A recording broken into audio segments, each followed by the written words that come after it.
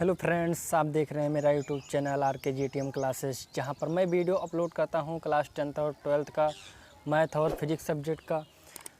तो फिर अगर आप भी क्लास 10th एंड 12th में हैं तो आपके लिए मेरा ये चैनल बहुत हेल्पफुल होगा। तो चलिए फ्रेंड्स, आज हम शुरू करते हैं विद्युत आवेश, कूलाम का नियम तथा विद्युत क्षेत्र। इससे जो परिभाषा है इम्पॉर्टेंट उसको हम डिस्कस करेंगे इस वीडियो में, जो कि यूपी बोर्ड 2022 के लिए बहुत महत्वपूर्ण है, क्लास 12th का। ठीक, तो चलिए हम शुरू करते हैं वीडियो को। तो सबसे पहले इसमें है इम्पॉर्टेंट परिभाषा में विद्युत आवेश। तो चलिए दोस्तों, हम देखते हैं विद्युत आवेश क्या होता है। तो किसी पदार्थ का वह गुण जिसके कारण उसमें विद्युत तथा चुंबकीय प्रभाव उत्पन्न होते हैं, विद्युत आवेश कहलाता है। इसे Q से प्रदर्शित करते हैं। ये हो गया। अब यहाँ पर हम लिखेंगे इसका मात्रक क्या होता है। तो यहाँ पर लिखेंगे नोट पॉइंट में विद्युत आवेश का मात्रक SI पद्धति में कूलाम होता है। और फिर हम यहाँ से लिखेंगे मैथमेटिकल टर्म में, यदि किसी आवेश में इलेक्ट्रॉनों की संख्या n हो तो Q = होता है यानी, जहाँ n क्या है इलेक्ट्रॉनों की संख्या, E क्या है आवेश। ये फार्मूला फ्रेंड्स बहुत इंपॉर्टेंट है। इस पे न्यूमेरिकल, छोटे छोटे न्यूमेरिकल 2 नंबर में आते हैं एग्ज़ाम में। तो ये हो गया विद्युत आवेश। तो फ्रेंड्स, इसके बाद हम देखेंगे आवेशों के प्रकार। तो विलियम गिलबर्ट के अनुसार, विलियम गिलबर्ट के अनुसार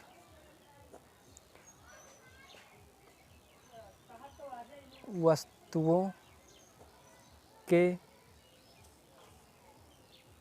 घर्षण से 2 तरह के आवेश प्राप्त होते हैं, जिन्हें अमेरिकन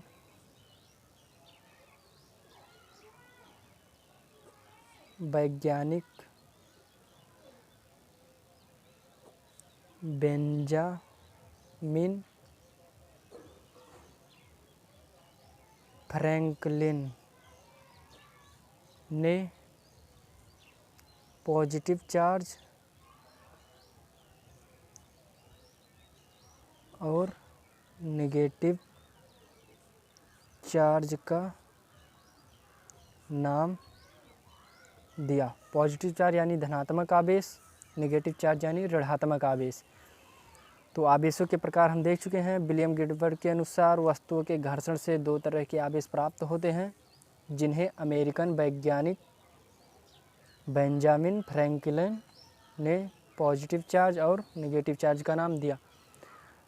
तो चलिए हम देखते हैं। तो सबसे पहले हम देखते हैं धनावेश क्या होता है। किसी पदार्थ पर इलेक्ट्रॉनों की कमी के कारण उत्पन्न आवेश को धनावेश कहते हैं। और इसके बाद हम देखेंगे ऋणावेश। ऋणावेश क्या होता है? किसी पदार्थ पर इलेक्ट्रॉनों की अधिकता के कारण उत्पन्न आवेश को ऋणावेश कहते हैं। तो फ्रेंड्स, इसके बाद हम देखेंगे विद्युत आवेशों के मूलभूत गुण। तो इसमें फर्स्ट है आकर्षण और प्रतिकर्षण। तो ये क्या होता है, चलिए हम देखते हैं। तो यहाँ पर सजातीय आवेश एक दूसरे को प्रतिकर्षित करते हैं तथा विजातीय आवेश एक दूसरे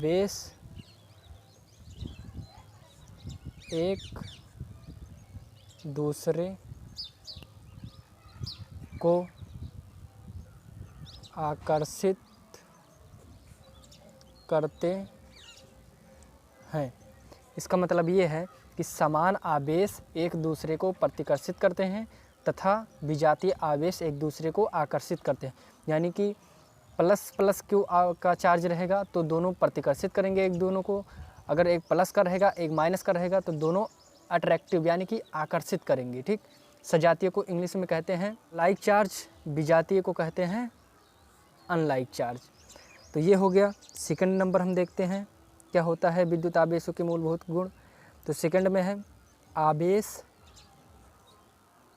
का संरक्षण। ये बहुत इम्पॉर्टेंट है फ्रेंड, ये भी 2-2 नंबर में पूछ लेता है बोर्ड एग्जाम में। आवेश के संरक्षण के नियमानुसार, यहाँ पर ब्रेकर लगा के लिखेंगे इन्वर्टेड कॉमा, किसी विलगित निकाय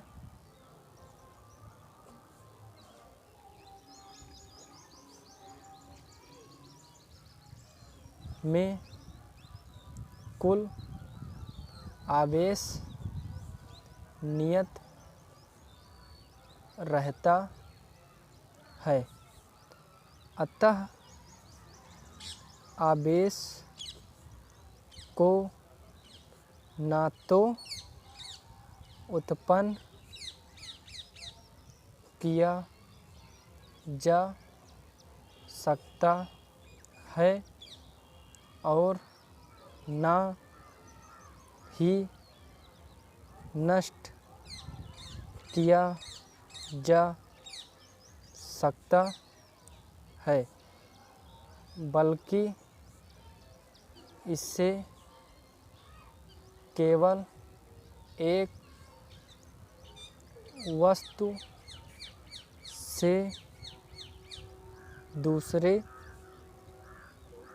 वस्तु में स्थानांतरित किया जा सकता है। इसका मतलब ये है, आवेश संरक्षण का नियम क्या बताता है? आवेश संरक्षण के नियमानुसार किसी विलगित निकाय में कुल विद्युत आवेश नियत रहता है, अतः आवेश को ना तो उत्पन्न किया जा सकता है और ना ही नष्ट किया जा सकता है, बल्कि इसे केवल एक वस्तु से दूसरे वस्तु में स्थानांतरित किया जा सकता है, यानी कि ट्रांसफ़र कर सकते हैं। तो ये था विद्युत आवेशों के मूलभूत गुण। तो फ्रेंड्स, इसके बाद हम देखेंगे कूलाम का नियम क्या होता है। तो चलिए देखते हैं। दो स्थिर बिंदु आवेशों के बीच लगने वाला आकर्षण या प्रतिकर्षण बल दोनों आवेशों की मात्राओं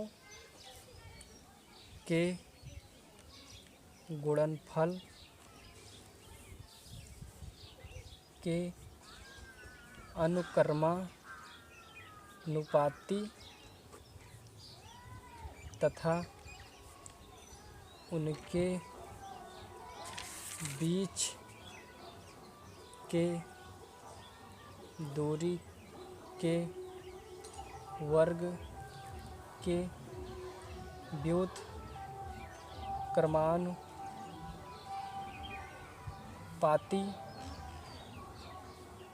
होता है। यही है कूलाम का नियम। तो चलिए हम इसको थोड़ा मैथमेटिकल टर्म में लिखते हैं।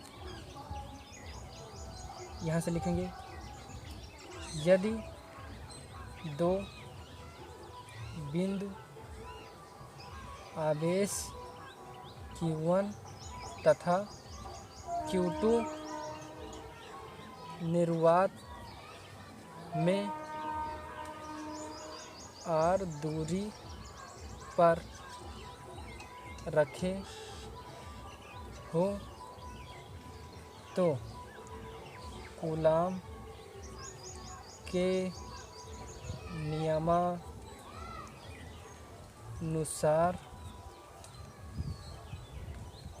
उनके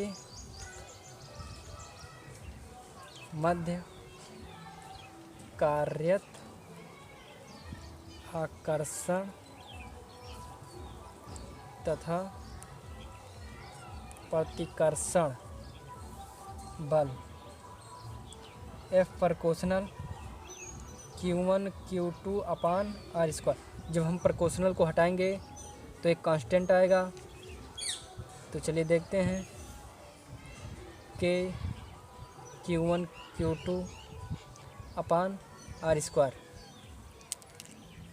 यही है कूलाम का नियम मैथमेटिकल टर्म में, जहाँ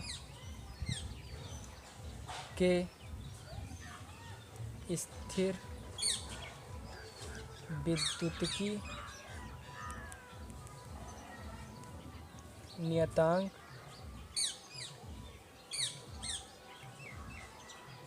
है। तो देखते हैं दोस्तों कूलाम का नियम क्या होता है।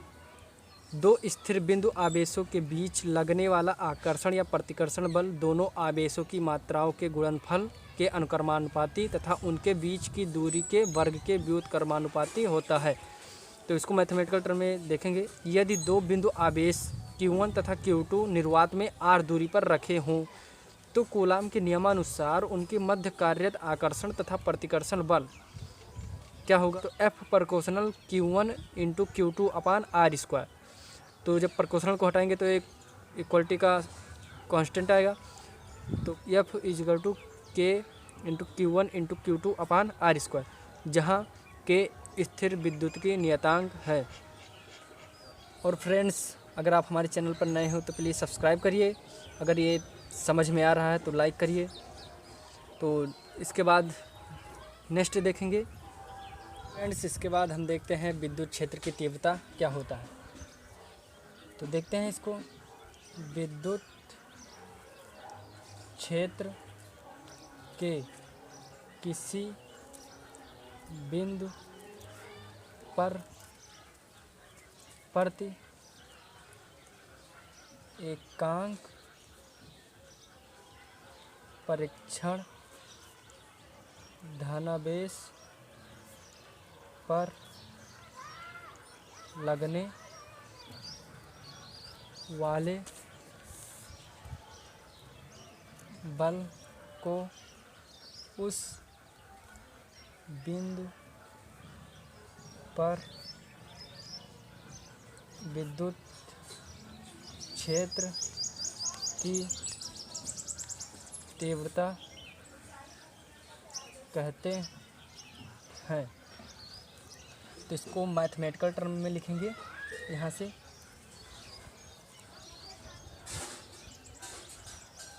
यदि क्षेत्र के किसी